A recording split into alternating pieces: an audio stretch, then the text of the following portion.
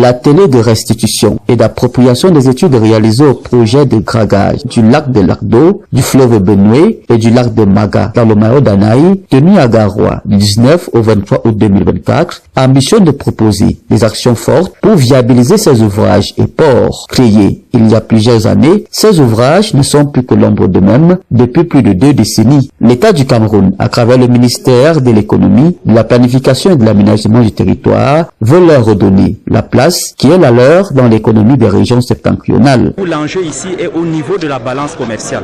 Quand on prend les spéculations comme le riz et le poisson, pour 2023, les pouvoirs publics ont importé 200 000 tonnes de poissons pour environ 200 milliards de francs CFA.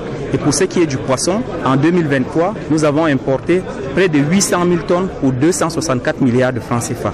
Alors que le potentiel, tant pour le riz que pour le poisson, nous l'avons dans la vallée de Lagdo et dans la vallée de Maga. Pour ce qui est du cas spécifique du port fluvial de Garoua, dans les années 60, donc 6 décennies plus tôt, nous étions en moyenne à 60 000 tonnes par an. Ça, c'est le tonnage des marchandises qui est arrivé au port fluvial de Garoua. Aujourd'hui, nous sommes à peine à 10 000 tonnes. Donc l'enjeu ici est la question de dragage de ces infrastructures pour les rendre viables et fonctionnelles dans la perspective de l'amélioration des conditions de vie de nos populations. Pour les travaux attendus, la réalisation nécessite une expertise. Le gouvernement a sollicité l'apport du port autonome de Douala afin que ce projet porteur d'espoir soit mis en œuvre dans les règles de l'art. Nous avons à peu près une 50aine d'années d'expérience en cette matière. C'est pour cela que le gouvernement a trouvé nécessaire de nous associer au projet de dragage des lacs de Lagdo, du lac de Maga et du fleuve Benue. Ça, c'est d'un côté. Ensuite, le gouvernement envisage de réhabiliter le port fluvial de Garoua à l'effet de lui donner la dimension qui lui a été assignée depuis la réforme portuaire 98. Une mission de faire en sorte que ce port soit le poumon économique des régions septentrionales du Cameroun.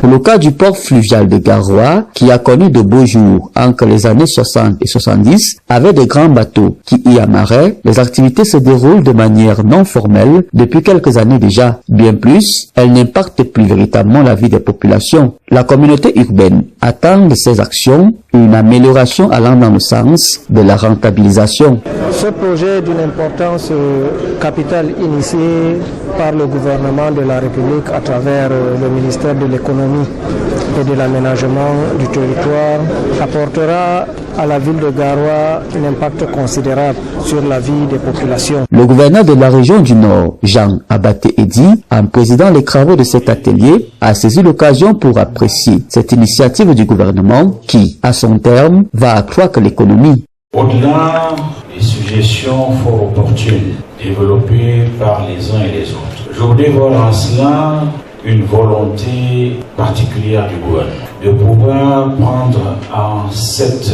opportunité une dimension économique qui devrait à la fois être le reflet d'une vision tout à fait émergente de ces deux régions, mais également et surtout de pouvoir créer des emplois décents pour cette jeunesse dont l'ambition et les attentes sont grandes. L'espoir des populations de la région après le dragage du fleuve de la Benue qui a baissé en profondeur d'eau pour la navigation demeure. Ceci pour le développement de la ville du Nord et partant des autres régions septentrionales. Les travaux de l'atelier de Garoua se sont achevés par la visite des différents sites où la forte délégation conduite par le numéro 1 de la région a pu constater des visures, la vétusté des ouvrages et l'état d'ensablement très avancé des lacs de Maga et de Lagdo, dont la perte de leur capacité de stockage en eau est d'environ 23%, sans toutefois oublier le fleuve Benue où l'on peut apercevoir des dunes de sable et quelques embarcations de fortune. Les populations restent donc confiantes en espérant que le dragage de ces ouvrages soit une réalité pour le bien de tous.